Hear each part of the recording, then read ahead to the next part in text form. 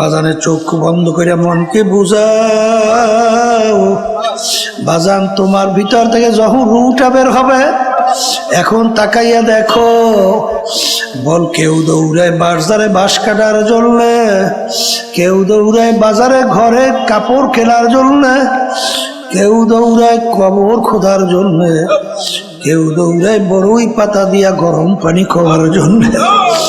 আর একদল বলে তাড়াতাড়ি করো, তাড়াতাড়ি করো, বেশিক্ষণ থাকলে ফুইলা ফাইটা পয়সা গন্ধ হইয়া যাবে। এখন তাড়াহুড়া কইরা তোমাকে নামাইয়া নিয়ে যায়। এখন তাকাইয়া দেখো, যেই ঘরের জন্য, যেই সম্পদের জন্য জীবন শেষ করলাম, বাজান সেই ঘরে তোমাকে জায়গা দেয় না।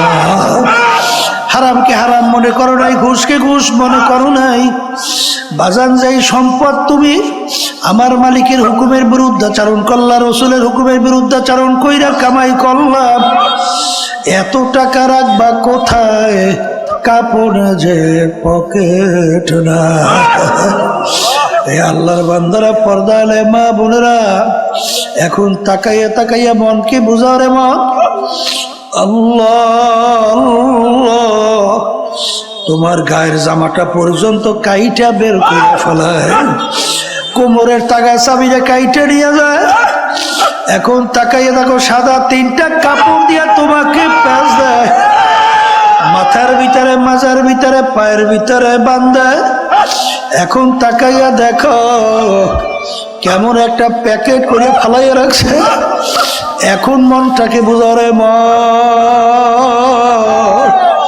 কই গেল আমার পীরগিরি, কই গেল আমার মুফতিগিরি, কই গেল আমার মুহাদ্দিসগিরি, কই গেল আমার ইমামগিরি, কই গেল আমার মেম্বারগিরি, চেয়ারম্যানগিরি, কই গেল আমার এমপিগিরি, কই গেল আমার টাকার গরম, ক্ষমতার গরম, কই গেল আমার বংশের গরম, কই গেল আমার শিক্ষার গরম, কই গেল আমার সভাপতিগিরি, আমার সেক্রেটারিগিরি। এখন তাকাইয়া দেখো, তোমাকে যখন প্যাকেট কইয়া ফালাইয়া রাখে, এখন মনটাকে বুঝাও রে মন, এই বান্দের মাধ্যমে তোমাকে সিগন্যাল দেয়। আরে মাথার বান্দে বুঝা গেল রে মন, আর কোনদিন মাথা নাড়ার শক্তি দেয়। বাজার বান্দে বুঝা গেল রে মন, আর কোনদিন উঠে বসা শক্তি নাই।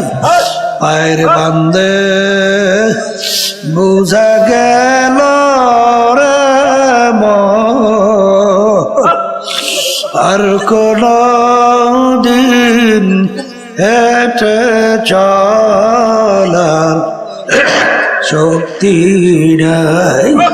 অনেক সময় বই বই আমরা বলি আস্তাগফিরুল্লাহ, আস্তাগফিরুল্লাহ, আস্তাগফিরুল্লাহ, আর মনে মনে কয় আগে যা করতাম মালিক তাই করব, মাফ করিয়ে দাও। এক পদের আছে না, আগে ঘুষ খাইতে, এখন ঘুষই ঠিক মতোই খাবো, তুমি আমার মাফ করো। আগে নামাজ পড়তাম না, এখন ওই নামাজ পড়বো না, তুমি আমার মাফ করো। এই তওবা দ্বারা কোনোদিন মাফ হইবে? এই তওবার জন্য কয়েকটা শর্ত আছে। তওবা শব্দের অর্থ রোজা, ফিরে আসা। তওবা শব্দের অর্থ নাদামা, লজ্জিত হওয়া। কথা ঠিক না ঠিক? এই আল্লাহর বান্দারা, আদম আলাইহিস সালাতু ওয়াস সালাম, আল্লাহ বলছিলেন গন্ধম খাইও না, খাইছে। গন্ধম খাইও না, খাইছে। আচ্ছা, গন্ধম খাওয়ার পরে আদম আলাইহিস সালাতু ওয়াস সালাম লজ্জিত হয়েছিল না? আসতে কয়, এই লজ্জিত হয়েছে, ফিরিয়ে আসছে না? ফিরিয়ে আসছে। শুধু তাই না, আল্লাহ কাছে মাপ চাইছে না? মাপও চাইছে। তাহলে মাপও চাওয়া লাগবে, লজ্জিত হওয়া লাগবে, ফিরিয়ে আসা লাগবে। এই শর্ত যেই তওবার ভিতরে পাওয়া যাবে, সেই তওবা কবুল হবে, কোনো সন্দেহ নাই। কথা ঠিক কিনা? তাহলে তওবা করার সময় খেয়াল করা লাগবে, মালিক জীবনে যত গুনাহ করছি মাফ করো, আর করব না। আমি অপরাধ করছি, আমি নিজে লজ্জিত হয়েছি, তুমি দয়া করে আমাকে মাফ করো। এই তওবা করতে দেরি, মালিক মাফ করতে দেরি না। জোরে বলেন কথা ঠিক কিনা? এই দুইটা আমল।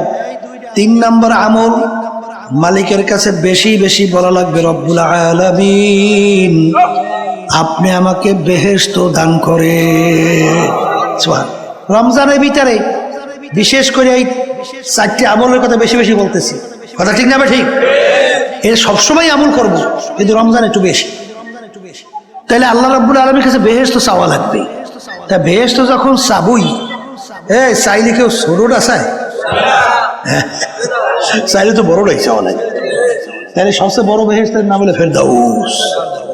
হে আল্লাহ, আপনি আমাকে ফেরদাউস বেহেশত নসিব করে। আল্লাহুম্মা আমিন। আল্লাহ আপনি কবুল করে নেন। আর একটা দোয়া, রব্বুল আলামিন আপনি আমাকে জাহান্নাম থেকে মুক্তি দান করেন। কি থেকে? জাহান্নাম থেকে মুক্তি দান করে। এই আল্লাহর বান্দারা, এই 12 মাসের ভিতরে সবচেয়ে সম্মানিত সর্দার মাসের নাম কি মাস? রমজান মাস। কেন হইল জানেন? এই রমজান মাসের ভিতরে আল্লাহ রাব্বুল আলামিন কুরআনুল কারীম নাযিল করছে। সবাই বলেন সুবহানাল্লাহ। আল্লাহ কি বলছেন? শাহরু রমাদানাল্লাযী উনজিলা ফীহিল কুরআন। এই রমজান মাসের ভিতরে আমি কুরআনুল কারীম নাযিল করলাম। তাহলে কুরআনুল কারীমের সম্মানে মাস কি হইল? জোরে কান, জোরে কান। সম্মানিত হইল, ঠিক কি না? এই যেই রাত্রিটা 1000 মাসের চেয়ে উত্তম, এই রাত্রিটা 1000 মাসের চেয়ে উত্তম হইল কেন? ওই রাত্রিতে আল্লাহ রাব্বুল আলামিন কুরআনুল কারীম নাযিল করছে। সবাই বলেন সুবহানাল্লাহ।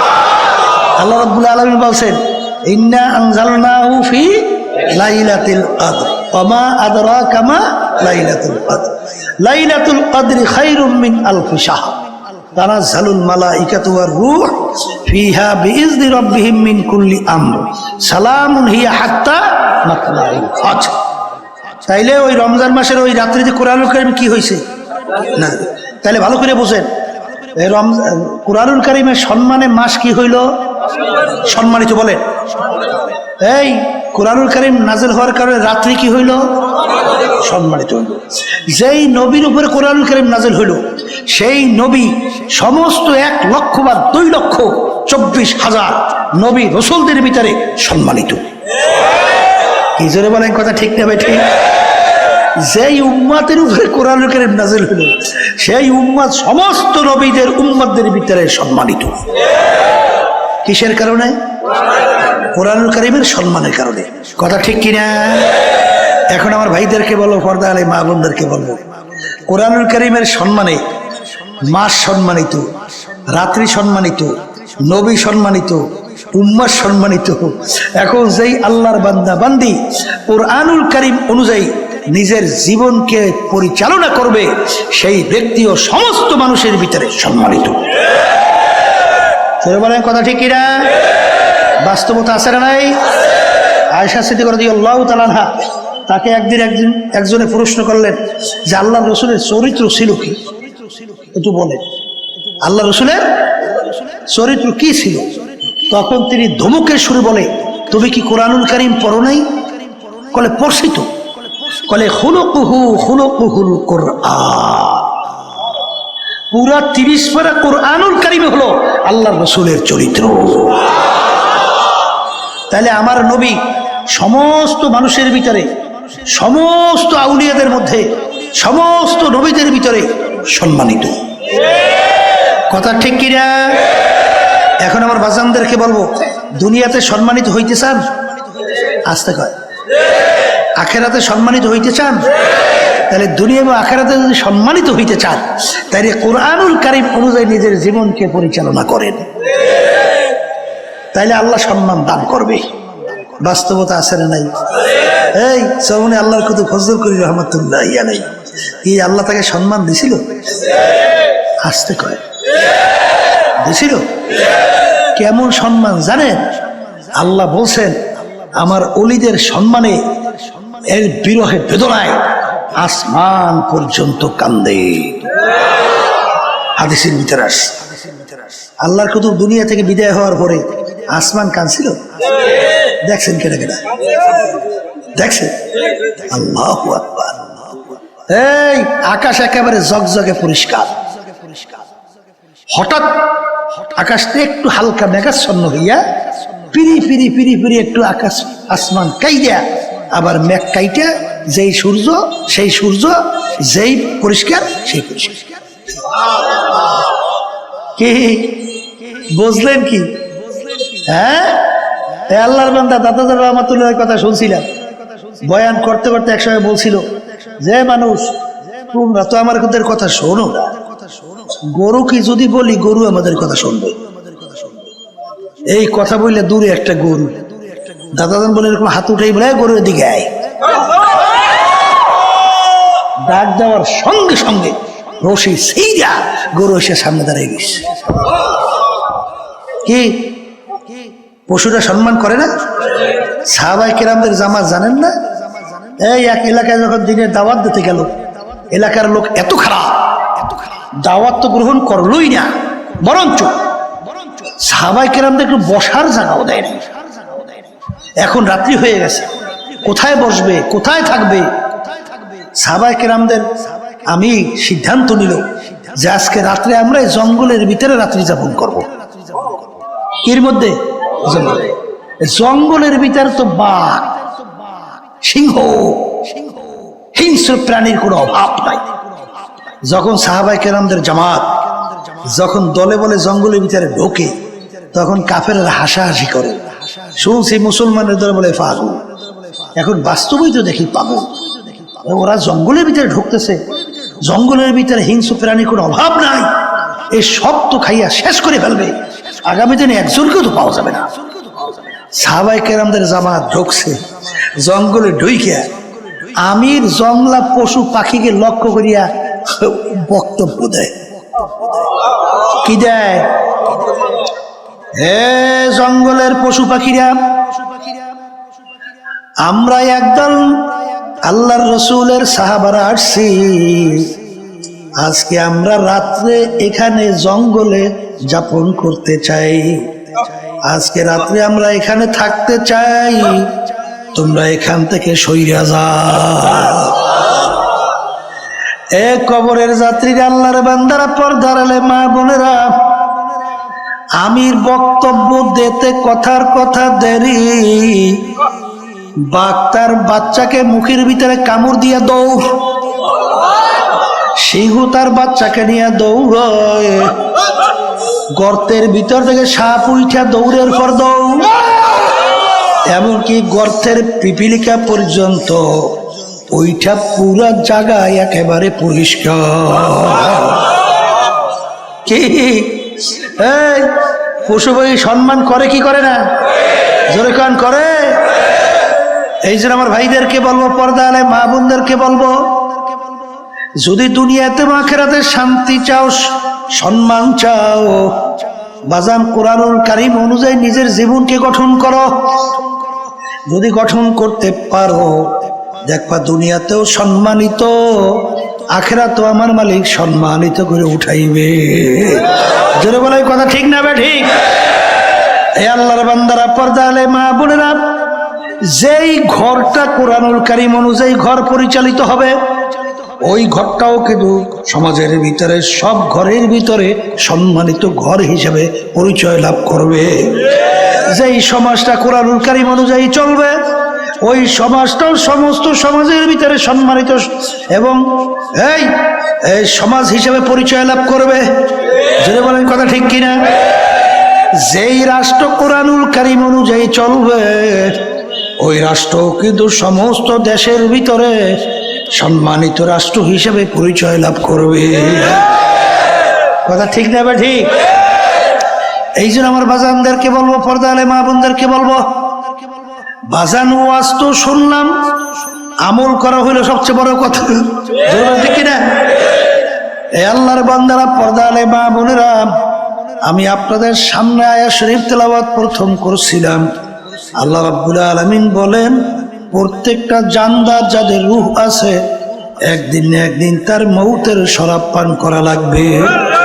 ওয়ালাউ কুনতুম ফি বুরুজিন মুশাইয়াদা, কেউ যদি মৃত্যুর হাত থেকে, আজরাইলের হাত থেকে কেউ যদি পাথরের পাহাড় কাইটাও লুকাও, সময় মতো আজরাইল কিন্তু হাজির।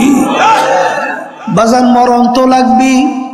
একজন আর একজনকে জিজ্ঞাসা করেছিল, হুজুর মৌতের কোন নির্ধারিত সময় আছে? তখন হুজুর বলছিলেন, হ্যাঁ মৌতের নির্ধারিত সময় আছে। বলে হুজুর কিভাবে? বলে তুমি যেদিন জন্মগ্রহণ করছো সেদিন নির্ধারণ হয়ে গেল তুমি একদিন মরবা। মরণ যেহেতু লাগবে, এখন আমার বাজানদেরকে বলবো, পর্দারে মা বোনদেরকে বলবো, এখন দুনিয়ার দিকে তাকাইয়া দেখো। বাজান হারামকে হারাম বলো নাই, ঘুষকে ঘুষ বলো নাই, সুদকে সুদ বলো নাই, পরের মাল ঠকাইয়া নিজের সম্পদ বাড়াতে চিন্তাও করো নাই। সরকারি দলের সঙ্গে জড়াইয়া ক্ষমতার বলে চাঁদাবাজি, টেন্ডারবাজি, বিভিন্ন কায়দায় লুটপাট কইরা সম্পদ তৈরি করলা, একটার পর একটা বাড়ি তৈরি করলা, গাড়ির অভাব নাই। বাজানের চোখ বন্ধ করে মনকে বুঝাও। বাজান তোমার ভিতর থেকে যখন রুটা বের হবে, এখন তাকাইয়া দেখো। বল কেউ দৌড়ায় বাজারে বাঁশ কাটার জন্য, কেউ দৌড়ায় বাজারে ঘরে কাপড় কেনার জন্য, কেউ দৌড়ায় কবর খোদার জন্য, কেউ দৌড়ায় বড়ই পাতা দিয়া গরম পানি খাওয়ার জন্য। আর একদল বলে তাড়াতাড়ি করো, তাড়াতাড়ি করো, বেশিক্ষণ থাকলে ফুইলা ফাইটা পয়সা গন্ধ হয়ে যাবে। এখন তাড়াহুড়া কইরা তোমাকে নামাইয়া নিয়ে যায়। এখন তাকাইয়া দেখো,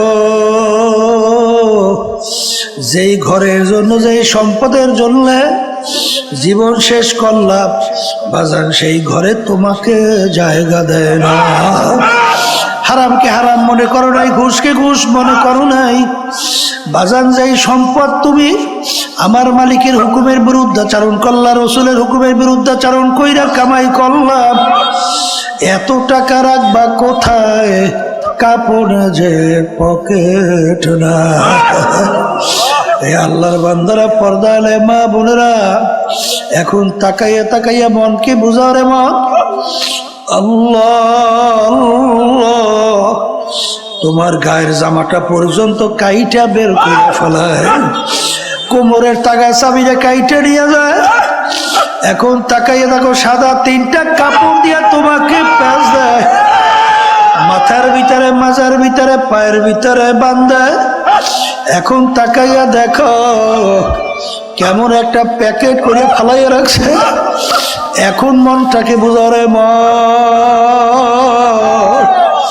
কই গেল আমার পীরগিরি, কই গেল আমার মুফতিগিরি, কই গেল আমার মুহাদ্দিসগিরি, কই গেল আমার ইমামগিরি, কই গেল আমার মেম্বারগিরি, চেয়ারম্যানগিরি, কই গেল আমার এমপিগিরি, কই গেল আমার টাকার গরম, ক্ষমতার গরম, কই গেল আমার বংশের গরম, কই গেল আমার শিক্ষার গরম, কই গেল আমার সভাপতিগিরি, আমার সেক্রেটারিগিরি। এখন তাকাইয়া দেখো, তোমাকে যখন প্যাকেট কইয়া ফেলাইয়া রাখে, এখন মনটাকে বুঝাও রে মন, এই বান্দের মাধ্যমে তোমাকে সিগন্যাল দেয়। আরে মাথার বান্দে বুঝা গেল রে মন, আর কোনদিন মাথা নাড়ার শক্তি দেয়। বাজার বান্দে বুঝা গেল রে মন, আর কোনদিন উঠে বসার শক্তি নাই। পায়ের বান্দে বুঝা গেল রে মন, আর কোন দিন হেঁটে চলার শক্তি নাই। এ কবরের যাত্রী এখন তাকাইয়া দেখো, তোমাকে নিয়ে কবরের ভিতরে রাখলো। এখন বাজান কবরের রাইখা বাঁশের ছাউনি শুরু হয়ে গেল। এরপর বাজান কেলার বরফ দেওয়া শুরু হয়ে গেল। এখন মাটির উপরে মাটি, এখন আর কেউ কবরে নাই। এখন নাফরমান ডাক দিকে তাকাইয়া দেখে মাটি, বামে দেখে মাটি, নিচে মাটির বিছানা, উপরেতে চাপা মাটি, ভাইগা যাইতে পারবা না। এখন নাফরমান দিক বিদিক হারাইয়া এখন আমার মালিককে ডাকে করুণ সুরে, আল্লাহ আল্লাহ আল্লাহ। আমার মালিক ডাক দিয়ে হলে মুখ খারাপ, দুনিয়ার ভিতরে তোদেরকে পাঠাইছিলাম আমার ইবাদতের জন্য। ফজরের সময় মুয়াজ্জিন আমার পক্ষ থেকে তোকে যখন দাওয়াত জানাইলো, আসসালাতু খায়রুম মিনাল নাওম, ঘুম হইতে নামাজ ভালো। আমি তোর বিচার চাইয়া চাইয়া দেখি, তুই ল্যাপ কম্বল মুড়া দিয়া নাক চাইনে ঘুমাও। তুই আমার হুকুম পালন করার জন্য তুই মসজিদে নামাজে যাও না। তোকে আমি ফজরে নামাজে পাই নাই, তোকে আমি জহুরে ডাকলাম পাই নাই, আসরে ডাকলাম পাই নাই, মাগরিবে ডাকলাম তোকে আমি পাই নাই, এশায় ডাকলাম পাই নাই, রমজানের রোজা রাখার জন্য বলছি রাখো নাই, পর্দা করার জন্য বলছি পর্দা করো নাই, ধনী হইলে হজ জাকাত আদায় করার জন্য বলছি হজ জাকাত তুই আদায় করো নাই, সুন্নাত তরিকার উপরে চলতে বলছি চলো নাই, হারাম থেকে বাঁচার জন্য বলছি বাঁচো নাই। এই নাফরমান স্বাধীনতা পাইয়া পরীক্ষার হলের ভিতরে যা মনে করে তা করছো, আমি তোকে পরীক্ষার হলে কিছু বলি নাই। এখন তুই কবরে আসছ, এখন তুই শত শত বছর তুই আমাকে ডাকবি। দুনিয়ায় যেরকম তুই আমাকে ভুইলা গেছিলি, এইভাবে আমিও তোকে ভুইলা গেলাম। তুই আমাকে শত শত বছর ডাকবি, একবারও আর তোর ডাকে আমি সাড়া দিব না। আমার মালিক ডাক দিয়ে বলো, কবরের মাটি, নাফরমান আমার সমস্ত নেয়ামত ভোগ করে আমার হুকুম মানে নাই, আমার দেওয়া নেয়ামত চক্ষু দিয়া দেখছে। কত অন্ধ মানুষ তোমার আমার সামনে হাত পাতে, হাত পাইতে কান্দর সুরাতে বলে, হুজুর আমাকে একটা পয়সা দেন, চাউল কিনবো, ভাত পাক কইরা খাবো। বাজার যার চক্ষু নাই তার দুনিয়াটাই বৃথা। তোমাকে আমাকে আমার মালিক নেয়ামত চক্ষু দান করলো, আমার মালিকের নেয়ামত চক্ষু দিয়া তুমি আর আমি দেখলাম। কত বোবা মানুষ কথা বলতে পারে না। বাজান আল্লাহু আকবার আল্লাহু আকবার। কত বোবা মানুষ তোমার আমার সামনে আউ আউ করিয়া চিল্লায়। বাজান কালকেও এক বোবা স্টেজের ভিতরে বাম পাশে বসা আউ আউ করিয়া চিল্লায়। বাজান আমার মালিক তোমাকে আমাকে কথা বলার শক্তি দান করলো, তুমি আর আমি কথা বলি। আর ওর বুকের ভিতরে কত ব্যথা, ওর মনের ভাব প্রকাশ করতে পারে না। তোমাকে আমাকে আমার মালিক নেয়ামত কথা বলার শক্তি দান করলেন। বাজান কত মানুষ, কত বড় লোক অনেক সময় আমাদের কাছে সন্তানদেরকে নিয়ে আসে। বাজান ছেলের চেহারা দেখতে ফুটফুটে, হাওয়া দিকে বাপের চোখ দিয়া বাইয়া বাইয়া টপ টপ কইরা পানি পড়ে আর কান্দে আর বলে, হুজুর আমার বাচ্চাটার জন্য একটু দোয়া করে। হুজুর মালিক ওকে প্রতিবন্ধী বানাইছে। হুজুর ভালো বন্ধ কিছু বোঝে না। আমার মাওলা তোমাকে আমাকে এত সুন্দর ব্রেন দান করলো, এই এই ব্রেন দিয়ে তুমি আমি পড়াশোনা করলাম, আজকে বড় বড় সাহেব হইলাম। এই ব্রেন দিয়ে আজকে ব্যবসা বাণিজ্য করে অনেক সম্পদের মালিক হইলাম। এই ব্রেন নেয়ামত কে দান করলো? আরে আমার মালিক, তোমাকে আমাকে ইচ্ছা করলে তোমাকে আমাকে তো প্রতিবন্ধী বানাইতে পারতো। বাজান তখন এই বাচ্চার দিকে তাকাইলে চোখে পানি রাখা যায় না। আমার মালিক, তুমি তো ইচ্ছা করলে আমাকে প্রতিবন্ধী বানাইতে পারতা। এই নেয়ামত দান করলো আমার মালিক তোমাকে আমাকে। কবরের যাত্রীরা, আমার মাওলার কত বড় মায়া, কত বড় দয়া। কবি এক কথায় বোঝাতে চাইয়া বলছিলেন, আদমিয়া দাদাইবা সব মুসলমান করদাই, আয় খুদা করবা সওয়াব ইহসাব আর ইহসা করদাই। বাজার আমার মালিকের তোমার আমার উপরে কত মায়া, কত দয়া। বাজান আমি তুমি মালিকের কাছে কেউ দরখাস্ত করি নাই। হে আমার মাওলা, দয়া মায়া করে তুমি আমার রুহুকে মুসলমানের ঘরে দান করো। এরকম দরখাস্ত আমি মালিকের কাছে তুমি আর আমি কেউ করি নাই। আমার মালিক ইচ্ছা করলে তোমার আমার রুহুকে একটা হিন্দুর ঘরে ঢুকাইতে পারতো কি পারতো না? একটা খ্রিস্টানের ঘরের ভিতরে পারতো কি পারতো না?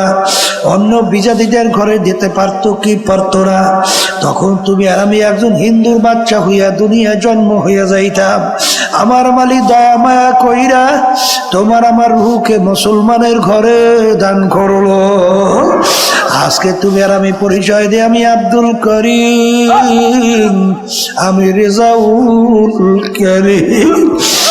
আরে আজকে মুসলমানের ঘরে জন্মগ্রহণ কইরা কিয়ামতের ময়দানে খোদা না খাস্তা যদি জাহান্নামের শিকল হাতে লাগে,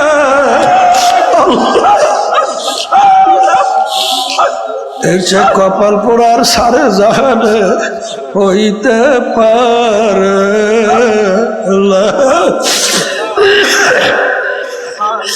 আমার মাওলা ডাক দিয়ে বলে, নেমো খারাপ। দুনিয়ার ভিতরে স্বাধীনতা পাইয়া পরীক্ষার হলে যেরকম তুই আমাকে ভুইলা গেছিলি, এরকম ভাবে তুই শত শত বছর কবরে তুই আমাকে ডাকবি। একবারও তোর ডাকের সারা আর দিব না। আমার মালিক ডাক দেব, কবরের মাটি নাফরমান আমার সমস্ত নেয়ামত ভোগ করে আমার হুকুম মানে নাই। ও কবরের মাটি, দুই পাশ থেকে এমন ভাবে চাপ মারো, এক পাঁজরের হাড্ডি অন্য পাঁজরের মধ্যে মিশাইয়া দাও। আমার কাছে কোনো খাতির হবে না। এই যে আমার বাজানদেরকে বলবো, পর্দালায় মা বোনদেরকে বলবো, আমার আব্বাজান রহমাতুল্লাহ আলাই বলতেন ফেরাই, বাজান যেই মামলার তদবির নাই ওই মামলারও কিন্তু খালাস নাই। এই জন্য আল্লাহর ওলিদের ইতিহাস পড়লে দেখবেন, আমার আব্বাজান রহমাতুল্লাহ আলাই তার কাছে শুনছিলাম বাজান, আমার দাদাজানের কথা উল্লেখ করে বলছিলেন, আমার দাদাজান রহমাতুল্লাহ আলাই ইন্তেকালের আগে আগে চকির উপরে বসে পাশি কবরস্থান তাকাইয়া তাকাইয়া পোলাপানের মতো ওয়াও কইরা চিল্লাইয়া কান্দে, আর দুই চোখ দিয়া পানি বাইয়া বাইয়া টপ টপ কইরা পড়ে। আর মালিকের দিকে ফিরা করুণ সুরে ডাক দেয়, ওরে আমার মাওলার, ওরে আমার মাহবুব, তুমি যদি আমাকে মাপ নাই করো, আমি একা কেমনে থাকব ওই অন্ধকার কবরে। কবরের যাত্রীরা, যেই কবর তোমার আমার জন্য অপেক্ষা করতেছে, ওই কবর তো বাতি নাই, ওই কবর তো সাথী নাই, ওই কবর তো বিছানাও নাই, বালিশও নাই। এই যে আমার বাজানদেরকে বলবো, পর্দালে মামুনদেরকে বলবো, বাজান কার কখন কোন সময় ডাক আসে তোমারও জানা নাই, আমারও কিন্তু জানা নাই। বাজান ওলামায়ে কেরাম তোমাদের পিছনে এত কেন চিল্লায়? অনেক সময় তোমাদের পা পর্যন্ত ধরে কেন? আমার আব্বাজান রহমাতুল্লাহ একটা উদাহরণ দিয়ে বলতেন, বাজান একটা 2-2.5 বছরের বাচ্চা পেয়ালা নিয়ে পানির ঘাটলায় যাইয়া পানি নিয়ে খেলা করে। বাজান পানির খেলা পাইয়া বাচ্চা খটখট করে হাসে, ঘাটলায় আর কোনো লোক নাই। একটা বাজান বুঝদার মানুষ যখন ঘাটলার পাশ থেকে রওনা করে, যখন দেখবে একটা বাচ্চা একা পানির ঘাটলায় খেলা করে খটখট করে হাসে, ওই বুঝদার জিব্বা কামড় দিয়া দৌড় দেয়, যাইয়া বাচ্চাকে ধরে। বাচ্চার যখন পানির খেলার মজা ছুইটা যায়, বাজান জোরে চিল্লায়, তাকে লাথি মারে, কামড় দেয়। বাজান যত চিল্লায়, যত কামড় দেয়, যত লাইথায়, ওই বুঝদার কিন্তু তাকে ছাইরা দেয় না, বরং বুঝদার ডাক দিয়ে বলে, বাচ্চা রে বাজান তুমি তো বোঝো না।